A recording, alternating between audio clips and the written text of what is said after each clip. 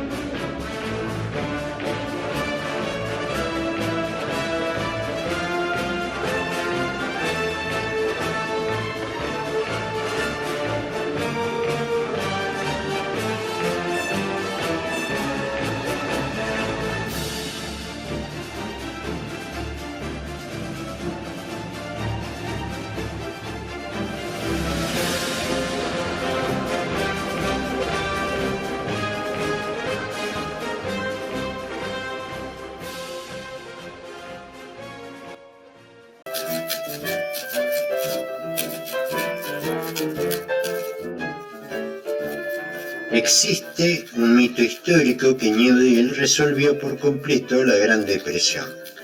La realidad económica es que para 1937 el modelo de Roosevelt mostró serias limitaciones. En 1937, creyendo que la economía ya se había recuperado, el gobierno de Roosevelt redujo el gasto público y aumentó los impuestos para intentar equilibrar el presupuesto. El resultado fue catastrófico. La economía se desplomó nuevamente, la producción industrial cayó un 30% y el desempleo volvió a trepar súbitamente al 19%. Los grandes empresarios e inversionistas de Wall Street estaban en una especie de huelga de capitales. Desconfiaban de las regulaciones de Roosevelt, de su retórica a favor de los sindicatos y de los impuestos a las corporaciones. No querían arriesgar su dinero en el mercado civil porque no veían ganancias seguras. Fenómeno histórico conocido como la huelga de Capital Street. ¿Qué ocurrió durante la presidencia de Franklin Delano Roosevelt en los años 30, particularmente en el periodo de recesión de 1937? Durante este tiempo, la administración de Roosevelt y los sectores de izquierda argumentaban que los grandes empresarios y financieros se negaban a invertir en la economía doméstica no por falta de dinero, sino como un boicot político para sabotear las reformas laborales y los nuevos impuestos de New Deal.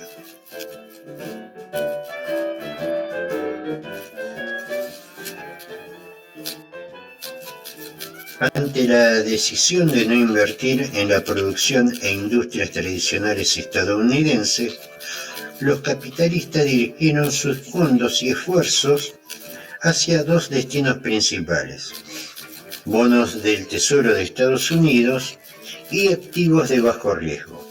En lugar de arriesgar su dinero en fábricas, contrataciones de personal o proyectos industriales, donde el gobierno de Roosevelt ponía regulaciones y fortalecía a los sindicatos, los capitalistas centraron su dinero en inversiones sumamente seguras del propio Estado, o simplemente mantuvieron su capital líquido en los bancos. Esto generaba que el dinero regresaba al gobierno de forma pasiva, pero asfixiaba el crecimiento del empleo privado. Los fondos excedentes buscaron mercados internacionales con regulaciones laborales mucho más laxas, menos impuestos a las corporaciones y un ambiente que consideraban menos hostil para el libre mercado que el de Washington de esa época. En el aspecto político y discursivo, las invitaciones o llamados que hacían estos sectores corporativos a través de organizaciones como la Liga de la Libertad Americana estaban dirigidos a otros empresarios y al Congreso. Les exhortaba a formar un bloque de oposición para frenar las leyes de Roosevelt. Buscaban forzar al gobierno a retroceder en sus políticas fiscales y devolverle el control total de la economía al sector privado. La huelga de capital es un claro rechazo a las políticas de Roosevelt por considerarlas socialistas.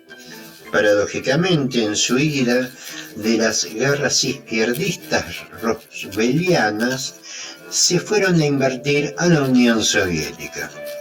Sí, de hecho, la participación del capital y la tecnología de las grandes corporaciones estadounidenses en la Unión Soviética durante esa época fue masiva, aunque con características muy particulares que las diferencia de una inversión extranjera tradicional. Esta relación tuvo su auge en dos momentos clave: el final de la década de 1920 bajo los planes quinquenales de Stalin, y a partir de 1933, cuando el presidente Roosevelt reconoció oficialmente al gobierno de la Unión Soviética, abriendo de par en par las puertas del comercio bilateral. Los inversionistas no eran dueños, eran proveedores tecnológicos. En la URSS regía el comunismo y la propiedad estatal, por lo que los capitalistas de Wall Street no podían comprar acciones de empresas rusas ni instalar una fábrica propia para llevarse las ganancias directamente. En su lugar, el desvío de capitales e intereses hacía que la URSS se canalizara a través de contratos de asistencia técnica, venta de maquinaria pesada, patentes y asesoría de ingeniería. Para las corporaciones norteamericanas, que estaban asfixiadas por la Gran Depresión y la falta de demanda interna en Estados Unidos, los millonarios contratos pagados por el Estado soviético en oro o materias primas fueron el salvavidas financiero.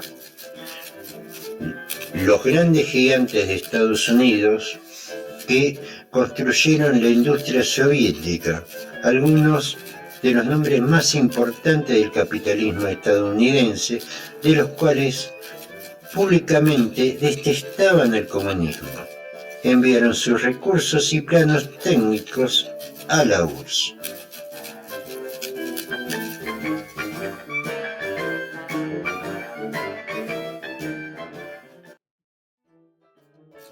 Tras la huelga de capitales, una serie de prominentes industriales, corporaciones e ingenieros de Estados Unidos decidieron firmar contratos multimillonarios con la Unión Soviética para financiar, diseñar y construir la infraestructura del primer y segundo plan quinquenal de Josip Stalin. Para la URSS era la oportunidad de industrializarse rápidamente. Para los empresarios estadounidenses era una forma de salvar a sus empresas de la quiebra vendiendo maquinaria y asistencia técnica que nadie más estaba comprando. Los participantes estadounidenses más destacados de este proceso de inversión y desarrollo técnico fueron, por ejemplo, Albert Kahn, el arquitecto de Detroit. Fue sin duda el pilar técnico más importante de la industrialización soviética. Kahn, famoso por diseñar las fábricas automatizadas de Henry Ford, firmó en 1929 un contrato con el gobierno soviético a través de la firma comercial Engström. Su firma diseñó y coordinó la construcción de más de 500 fábricas en la URSS entre 1929 y 1932.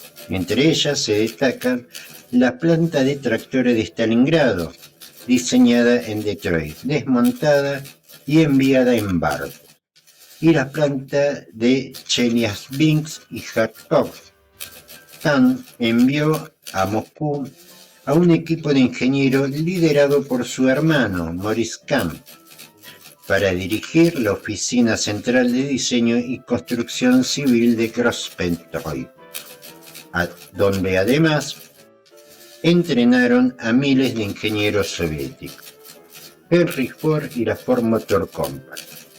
A pesar de ser un anticomunista acérrimo, Ford veía en la Unión Soviética un mercado masivo para la motorización y la producción agrícola.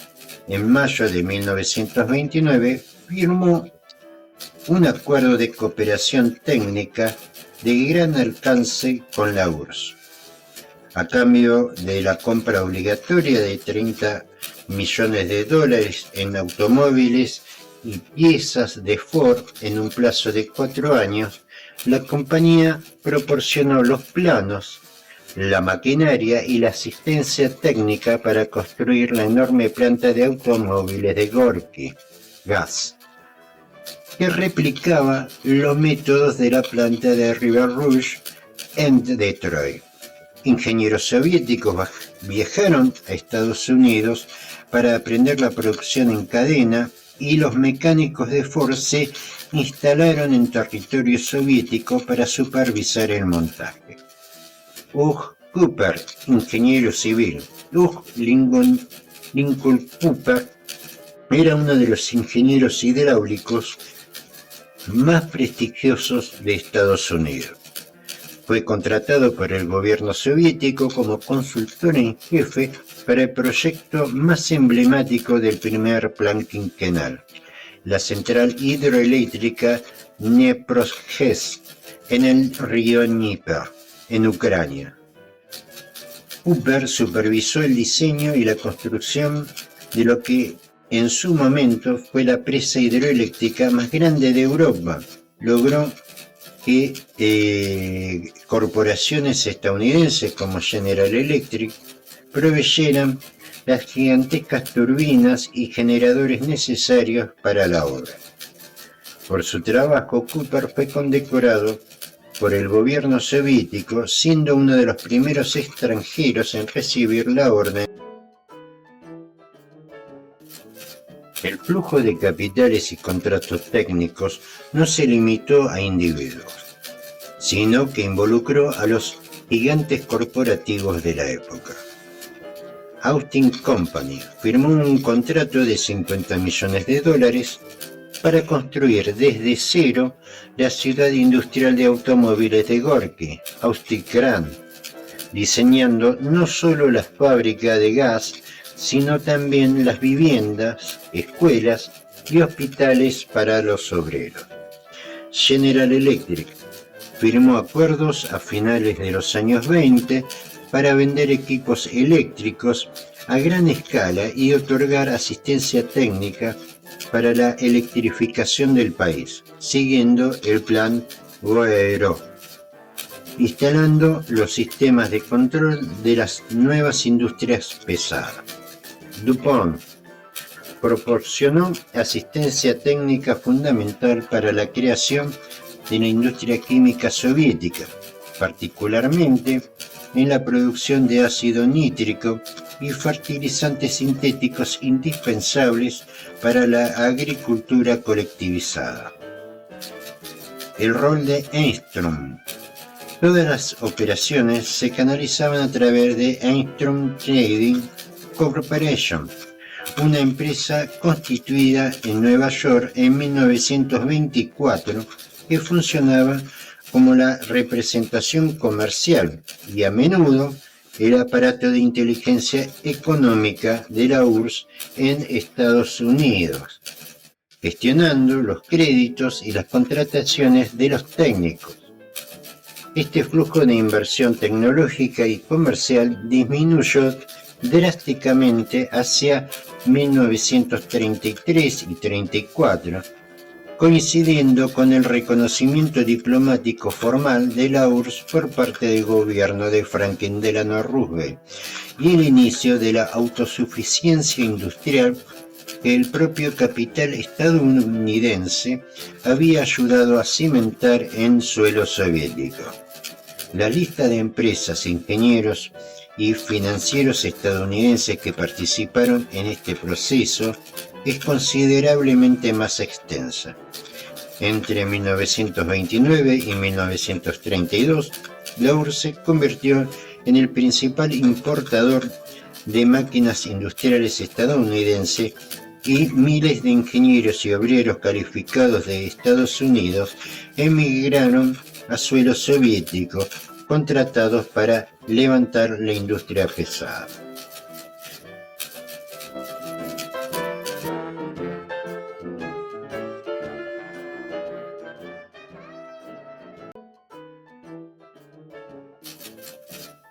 La producción de acero era la obsesión central del primer plan quinquenal.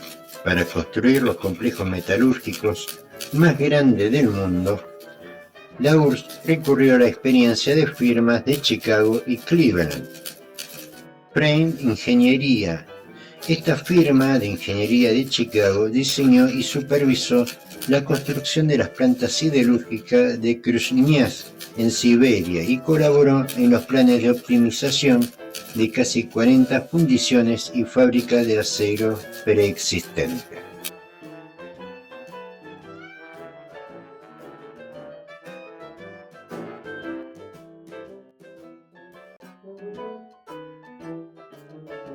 Arthur McKee fue la empresa encargada de diseñar los gigantescos altos hornos del complejo metalúrgico de Magnitogorsk en los montes Urales. Magnitogorsk fue diseñada explícitamente a imagen y semejanza de la ciudad industrial de Gary, Indiana, el corazón de US Steel, adaptado a los métodos de producción masiva norteamericanos al modelo soviético. Charles Micke, uno de los ingenieros de minas más cotizados de Estados Unidos, fue contratado para reorganizar por completo la extracción de cobre en Asia Central, introduciendo métodos de minería a gran escala. John Calder, ingeniero industrial de Detroit, que originalmente trabajaba para Austin Company, se ganó la confianza directa de las autoridades soviéticas debido a su implacable eficiencia en la construcción de la planta de tractores de Stalingrado. Stalin lo nombró ingeniero jefe de la construcción de tractores de la URSS, dándole autoridad de mando directa sobre directores soviéticos locales para destrabar la burocracia en múltiples obras estatales.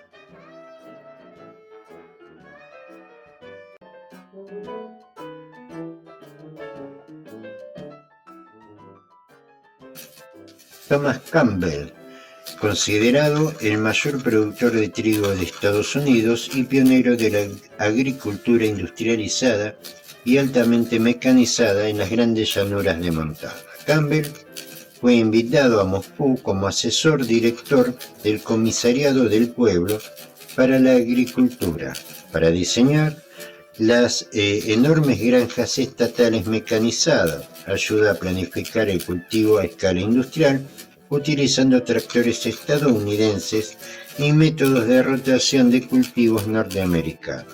Radium Petroleum Standard Oil de Nueva York.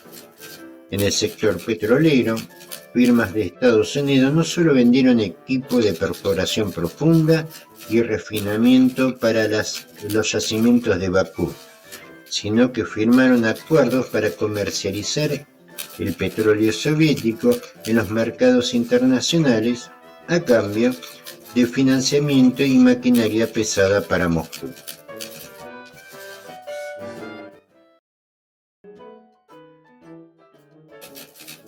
ITT, International Telephone and Telegraph, firmó contratos de asistencia técnica para la modernización y fabricación de equipos de telefonía y sistemas de comunicación por radio dentro de la Unión Soviética, ayudando a unificar la infraestructura de comunicaciones del vasto territorio soviético. Fábrica de locomotoras Baldwin y locomotoras American y compañía, conocida como ALCO, proveyeron locomotoras pesadas y asistieron técnicamente en el rediseño del sistema de vías y talleres del ferrocarril soviético, copiando los estándares de carga pesada de las líneas ferroviarias estadounidenses para poder transportar los millones de toneladas de carbón y acero que generaba los nuevos polos industriales.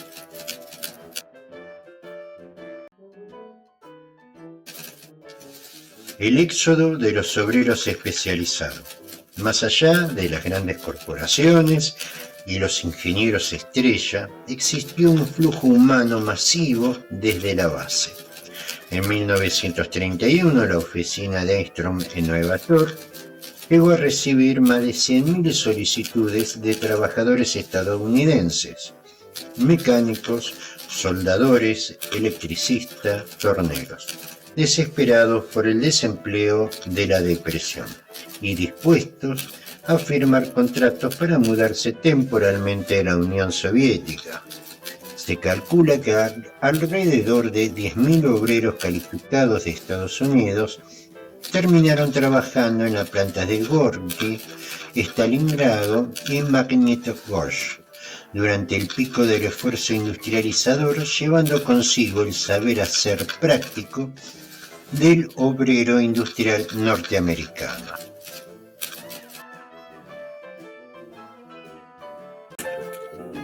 La paradoja de la huelga de capitales. Mientras los grandes industriales estadounidenses acusaban a Roosevelt en Washington de querer implantar un socialismo en Estados Unidos a través de New Deal, congelaban sus inversiones locales en señal de protesta. Al mismo tiempo, facturaban millones de dólares tecnificando y construyendo la infraestructura pesada del verdadero Estado socialista en Moscú. Esta paradoja es uno de los capítulos más fascinantes de la historia económica. Y aunque a primera vista parece no tener sentido, si rascamos un poco la superficie encontramos que sí obedecía a una lógica de negocio fría y pragmática, combinada con un profundo choque de clases y de poder político en Estados Unidos. No sería equivocado señalar el desprecio a la clase trabajadora y la defensa de estatus. De hecho, esos factores jugaron un papel central. Para entender cómo pensaban estos magnates, hay que dividir el problema en dos lógicas distintas: el control del poder político en casa frente a la rentabilidad pura en el extranjero. La lógica del negocio. El dinero no tiene ideología. Para un capitalista de los años 30, la URSS y el Estados Unidos de New Deal representaban dos tipos de negocios completamente diferentes. En la Unión Soviética, negocio de bajo riesgo y alta rentabilidad, los soviéticos no ofrecían acciones de sus empresas, ofrecían contratos de servicios, pagaban en efectivo, en oro o con petróleo y granos. No había riesgo de mercado. El Estado soviético garantizaba la compra y no había competencia para corporaciones como Ford y General Electric. Vender tecnología a la Unión Soviética era simplemente exportar un producto con un margen de ganancia asegurado en medio de una crisis mundial donde nadie tenía dinero para comprar. En Estados Unidos, incertidumbre y pérdida de control. En su propio país, los empresarios sentían que Roosevelt estaba cambiando las reglas del juego. El gobierno empezó a fijar salarios mínimos, a cobrar impuestos altos a las ganancias y, sobre todo, a través de la ley Wagner de 1935, a darle un poder legal sin precedente a los sindicatos. Para los capitalistas, invertir en Estados Unidos bajo estas condiciones era financiar a su propio enemigo. Era el movimiento obrero estadounidense. El estatus, control social y el desprecio de clases. La resistencia a invertir en Estados Unidos no era solo por perder unos dólares, era una batalla por el poder social y el estatus. Durante la década de 1920, los grandes empresarios eran los héroes de Estados Unidos. La Gran Depresión destruyó su reputación y Roosevelt los llamó públicamente monárquicos económicos y cambistas del templo. Los obreros, tradicionalmente sumisos o reprimidos con violencia, ahora tenían el respaldo de la Casa Blanca para hacer huelgas, como la famosa huelga de General Motors en 1936, y exigir sentarse a la mesa con los dueños. Para la élite financiera, esto era intolerable. Sentían un profundo desprecio por la idea de que la clase trabajadora, a la que veían como una masa que debía ser disciplinada por el mercado, dictara las condiciones de producción. Prefirieron frenar la economía de su propio país para intentar que el electorado se volcara contra Roosevelt en las urnas, demostrando que sin los empresarios el país no camina. Para la URSS no era una amenaza interna. Aquí radica la mayor ironía. ¿Por qué toleraban el comunismo soviético pero odiaban el reformismo de Roosevelt? El comunismo estaba lejos. Un obrero fuerte en Moscú no amenazaba el estatus de un magnate en Nueva York o Detroit. Un sindicato fuerte en Detroit, sí. la ilusión de superioridad. Los capitalistas estadounidenses operaban en la URSS con una mentalidad casi colonial. Pensaban que los rusos eran técnicamente atrasados y que jamás podrían competir con el capitalismo occidental. Veían a la Unión Soviética como un cliente masivo, no como un rival ideológico real en ese momento. En resumen, el capitalismo no busca defender el capitalismo como ideología en abstracto, busca defender su propia tasa de ganancia y su poder local. Ayudar a construir fábricas en la Unión Soviética aumentaba sus ganancias en el balance trimestral de Nueva York. En cambio, ceder ante los obreros de sus propias fábricas en Estados Unidos significaba perder el control de su imperio y aceptar que la clase trabajadora local tenía derechos políticos y económicos frente a ellos. Al final, el pragmatismo económico y el deseo de aplastar las reformas sociales en la casa convivieron perfectamente en la misma mesa de directorio.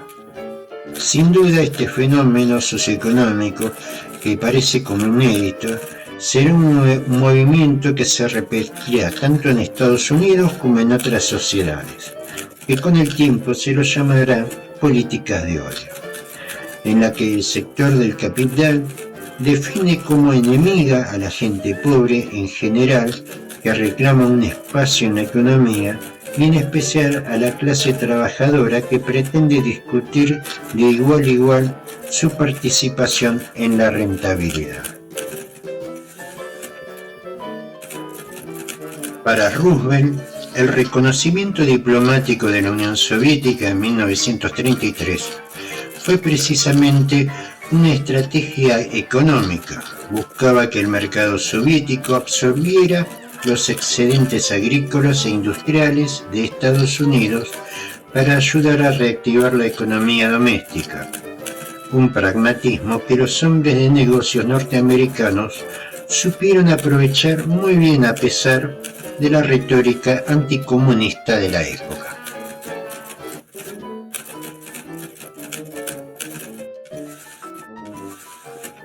Hacia 1939, el New Deal estaba estancado y políticamente agotado. El ala más izquierdista del gobierno de Roosevelt se estaba quedando sin ideas para reactivar el consumo interno sin romper las reglas del capitalismo. El motor del cambio, la Segunda Guerra Mundial.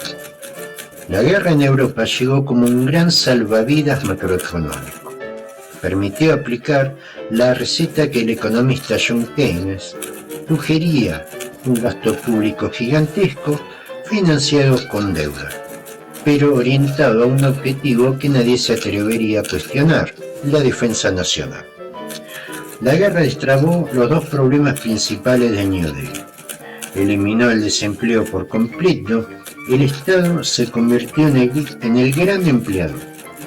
No solo reclutó a millones de jóvenes para las Fuerzas Armadas, sino que la demanda de las fábricas de armamento absorbió a toda la mano de obra desocupada. Para 1943 el desempleo en Estados Unidos era prácticamente del 1%. Reconcilió al Estado con las grandes corporaciones. Este es un punto clave. Para producir armas a la velocidad requerida, Roosevelt tuvo que dejar de perseguir a los monopolios y aliarse con ellos. El gobierno les ofreció el negocio perfecto: garantía de ganancias, contrato de costo más beneficio, subsidios estatales para ampliar sus fábricas, pérdida de poder de los sindicatos cuyas huelgas fueron prohibidas en nombre del patriotismo bélico. En síntesis, el nacimiento del keynesianismo militar. La economista británica Joan Robinson resumió esta transición con una frase brillante: Hitler ya había encontrado la cura para la Gran Depresión antes de que los economistas la explicaran: el armamentismo. Lo que ocurrió en Estados Unidos fue la adopción de esa misma cura. La falta de resultados del New Deal demostró que el Estado no podía reactivar la economía solo construyendo escuelas, carreteras o dando subsidios sociales, el keynesianismo social, porque la burguesía bloqueaba esas reformas por considerarlas socialistas. La Segunda Guerra Mundial demostró que el gran capital privado sí aceptaba la intervención del Estado cuando éste se disfrazaba de contratos militares, el keynesianismo militar. En conclusión, ¿por qué ocurren las dos cosas? Factor rol. En la transición, falta de resultados del New Deal demostró que el capitalismo estadounidense seguía estancado y necesitaba una inyección masiva de gasto que la inversión civil privada no podía o no quería generar.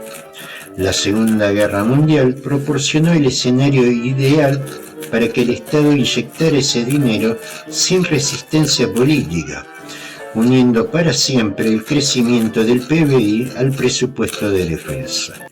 Por lo tanto, la guerra fue el detonante, pero la fragilidad de la economía civil del New Deal fue la razón por la cual, una vez terminada la guerra en 1945, Washington decidió no desmantelar esa maquinaria y continuarla a través de la Guerra Fría, dando origen definitivo al complejo industrial militar.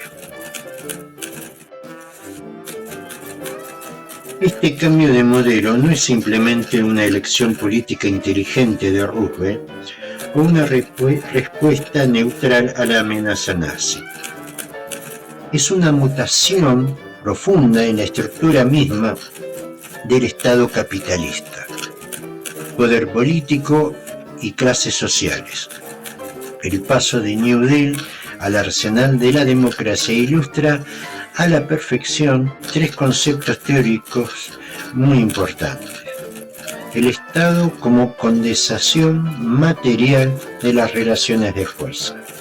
El Estado no es una herramienta monolítica en manos de una sola clase, sino un espacio donde chocan y se reflejan las tensiones entre las distintas facciones de la burguesía y de las clases populares. En la etapa de New Deal, el Estado rooseveltiano tuvo que hacer grandes concesiones a la clase obrera: sindicatos, seguridad social, regulaciones laborales, para salvar al capitalismo de su propia destrucción tras la crisis de 1929. Esto debilitó temporalmente el peso político directo de las grandes corporaciones. En la transición al arsenal de la democracia, la emergencia de la guerra altera esta correlación de fuerzas. El Estado desplaza el foco de la reforma social hacia la producción bélica. Este giro es el momento en que las facciones más concentradas y monopolistas del capital, las grandes corporaciones industriales y financieras, recuperan el control de los pasillos del Estado, utilizando la urgencia de la defensa nacional para subordinar a las demás facciones. El paso del Estado liberal asistencial al capitalismo monopolista del Estado. El Estado asume un rol económico directo en el siglo XX. El paso del Dr. New Deal al Dr. Gana la Guerra es la transición exacta hacia lo que se denomina la fase del capitalismo monopolista del Estado. Bajo esta óptica, los contratos de costo más beneficio y la entrega del 70% de la producción a 100 corporaciones no fueron anomalías temporales de la guerra, sino la consolidación de una nueva función estatal. El Estado asume de manera permanente el costo y el riesgo del proceso de acumulación de capital de los grandes monopolios, garantizándole ganancias extraordinarias con dinero público. El arsenal de la democracia es el laboratorio donde el Estado norteamericano aprende a fusionarse orgánicamente con el gran capital para sostener la economía. La autonomía relativa del Estado y la razón del Estado. El Estado necesita cierta independencia de los empresarios individuales para poder proteger los intereses generales de todo el sistema capitalista a largo plazo. Cuando Roosevelt obliga a las automotrices a dejar de fabricar autos civiles para construir tanques, muchos empresarios protestaron inicialmente porque alteraban sus negocios. El Estado de Roosevelt intervino usando su autonomía relativa, disciplinó a la propia burguesía que en el corto plazo, para garantizar su supervivencia global, enfrentando al fascismo y posteriormente enfrentando al bloque soviético. La institucionalización del poder. El paso de la última etapa de Roosevelt al complejo industrial militar no fue una ruptura, sino una continuidad lógica. El New Deal integró a la clase trabajadora al consumo y la paz social. El arsenal de la democracia canalizó esa enorme fuerza productiva hacia la maquinaria militar. El resultado final fue la creación de una estructura estatal burocrático-militar donde el poder ejecutivo y los grandes monopolios industriales se volvieron indistinguibles, sentando las bases del imperialismo estadounidense de posguerra.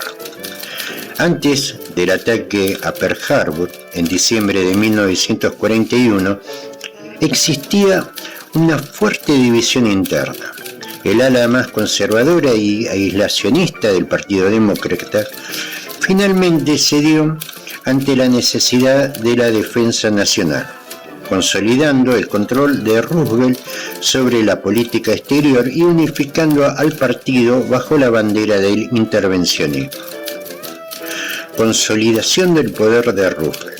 La gestión de la crisis económica derivada de la Gran Depresión comenzó a fusionarse con la economía de guerra. Esto permitió que la política de New Deal se transformara en programas de producción masiva que fortaleció la base electoral trabajadora del partido, aunque también generó tensiones con los demócratas del sur por el control de la mano de obra. Alianzas con el sector industrial. En 1941 marcó el inicio de una colaboración sin precedentes entre el gobierno demócrata y los grandes industriales, muchos de ellos republicanos o críticos del gobierno. Esta economía de guerra ayudó a silenciar temporalmente la crítica sobre el gasto público excesivo. Tensiones raciales y derechos civiles. En junio de 1941, ante la presión de líderes como Philip Randolph y la amenaza de una marcha sobre Washington, Roosevelt emitió la orden ejecutiva 8802, que prohibía la discriminación racial en la industria de defensa. Esta decisión sembró las semillas de una fractura profunda entre el ala progresista del norte y los execrash demócratas segregacionistas del sur, que estallaría en las décadas siguientes.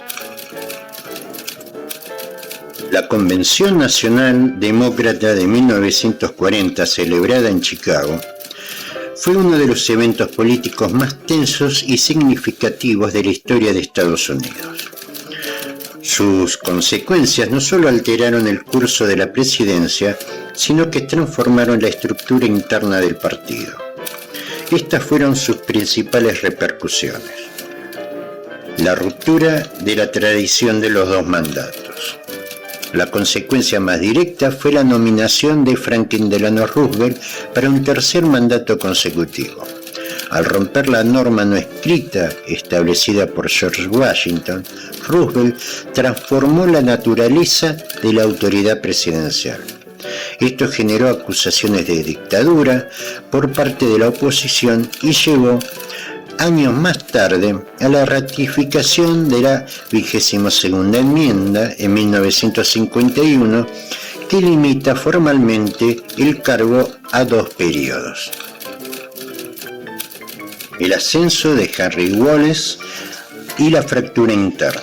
Roosevelt impuso casi por la fuerza a Henry Wallace como su compañero de fórmula. Wallace era visto por el ala conservadora del partido como un místico y un radical demasiado inclinado a la izquierda. La convención estuvo a punto de rebelarse, y aunque Roosevelt ganó el pulso, se profundizó la división entre los demócratas liberales del norte y los conservadores del sur, grieta que marcaría el futuro del partido. Históricamente, los líderes locales de las ciudades controlaban las nominaciones.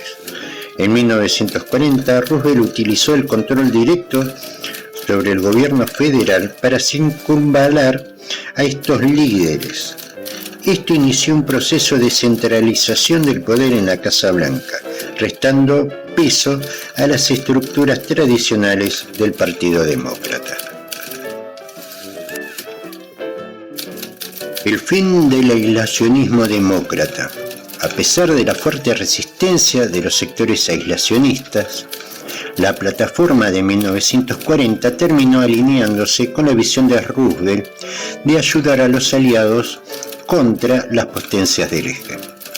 El partido se consolidó como el motor de la preparación para la guerra, lo que permitió que, tras el ataque a Pearl Harbor en 1941, la transición hacia una economía de guerra fuera políticamente mucho más fluida. La convención reafirmó el compromiso con las políticas de New Deal, asegurando el apoyo incondicional de los sindicatos como Congreso de Organizaciones Industriales. Esto solidificó la coalición demócrata moderna, una alianza de trabajadores urbanos, minorías y liberales, aunque a costa de alienar definitivamente a los demócratas más conservadores, que eventualmente migrarían al Partido Republicano décadas después.